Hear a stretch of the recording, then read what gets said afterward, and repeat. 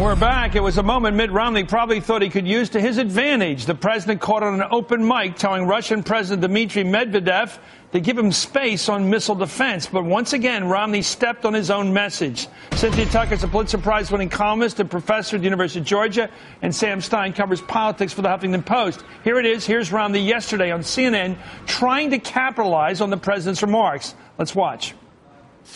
If he's planning on doing more and suggest to Russia that he has things he's willing to do with them, he's not willing to tell the American people. This is to Russia. This is, without question, our number one geopolitical foe. They fight every cause for the world's worst actors.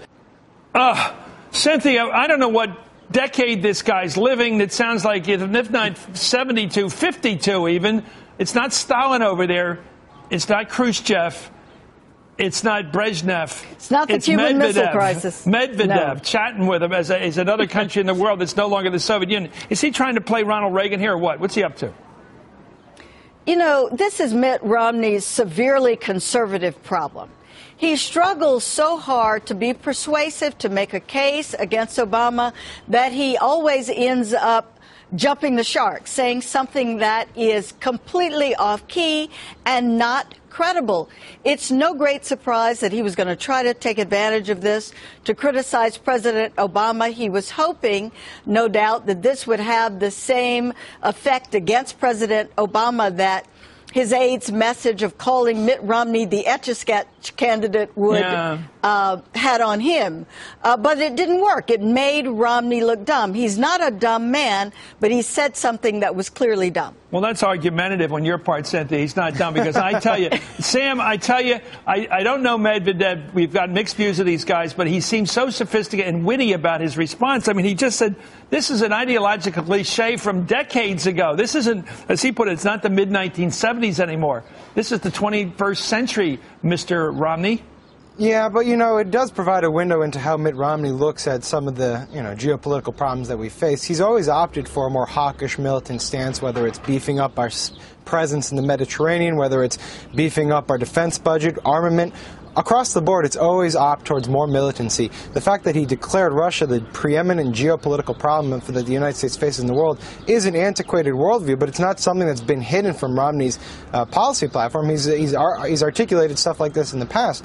The problem that he confronts is that it's a much more complicated situation than it ever has been, that Russia is a much different country than it's been in many decades. God, it sounds like Gene Kirkpatrick, the old neocon talk here. But his statement deeply complicates the U.S.-Russian relations should Romney end up being president. Well, he was caught off base here, guys. Look, here's Speaker John Boehner when asked about Romney's remarks that Russia was America's #1 geopolitical foe.